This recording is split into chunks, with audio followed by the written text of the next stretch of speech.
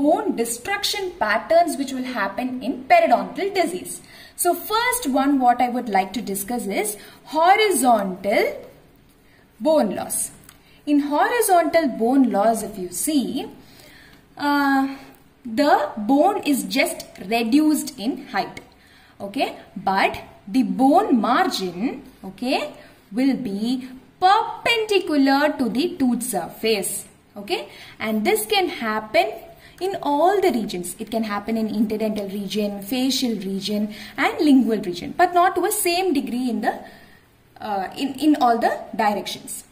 Now, next coming to what is called vertical bone loss. Okay, vertical bone loss, the bone loss happens in an oblique direction, which means that in a slanting direction. Oblique means slanting direction, leaving out a trough in the bone alongside the root, and the base of the defect, okay, will be apical to the surrounding bone. Then Goldman and Cohen actually classified, okay, vertical bone loss into what is called, depending on the number of osseous walls, into what is called 3-walled,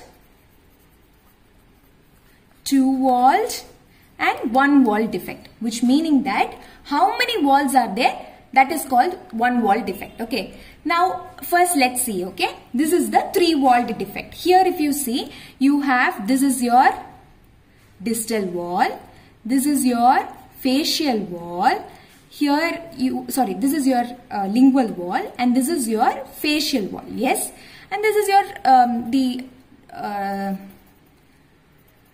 end of the defect. Okay, but if you see, there is no mesial bone here, yes, it is just an exposed root surface. So there are only 3 walls, means it is 3-wall defect. Same way if you see in 2-wall defect, you have a distal wall and you have a lingual wall. There is no facial wall and there is an exposed root surface on the other end. So it's a 2-wall defect. Here the same way if you say, you have only a distal wall. So it is a 1-wall defect. And he also gave a term which is called combined defect, okay, which means that, okay, here what happens is that, I'll just draw it, okay,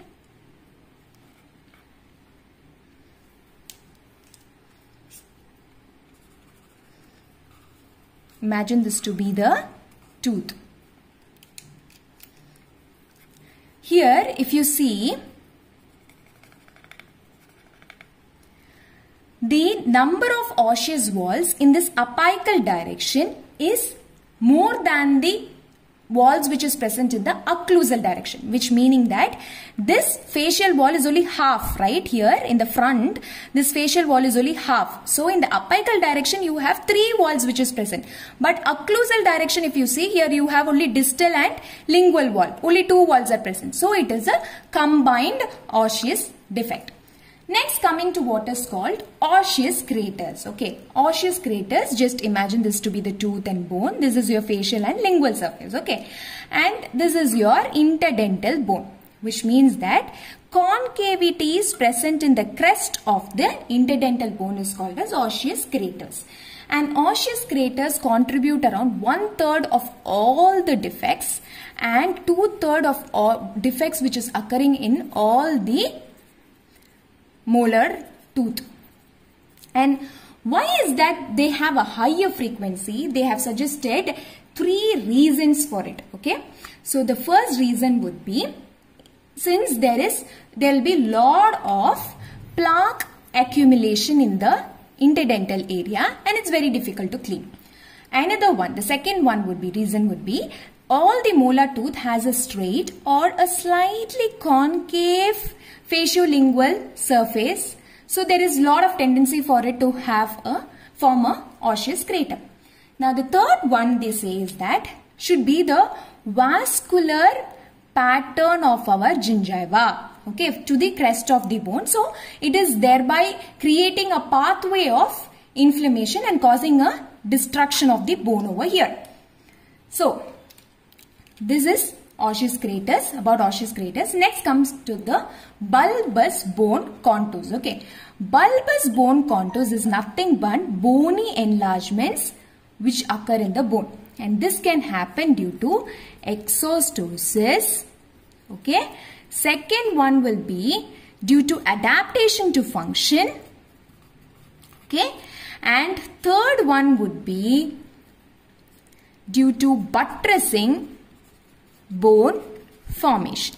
Okay, and this also occurs mostly in maxilla. Next, coming to what is called reversed architecture. In reversed architecture, what happens is that there is total loss of interdental bone, which meaning that even the facial and the lingual plate is lost. But the radicular bone which is here, no, this is not lost concomitantly with this. So this is in a higher place when compared to this. Okay, so this is called reversed architecture. Okay, and this how different it is from the osseous crater. In osseous crater, we saw that the facial and the lingual plates were intact, but here in the reversed architecture, even the facial and the lingual plates are lost. Okay, and this is also seen most common in maxilla, which is just this is just an opposite of our normal architecture of bone. Okay, so that's why it's given the name reversed architecture. Next, coming to what is furcation involvement. It is nothing but invasion of the bifurcation and trifurcation of the multi-rooted tooth. So, if you start about furcation, we have to discuss in detail. So, I'll definitely do a video on it. Next, coming to what is a ledge. Okay, ledge is nothing but a plateau-like bone margins which will be present. Okay, and due to resorption of our thickened alveolar plates. Okay, thank you.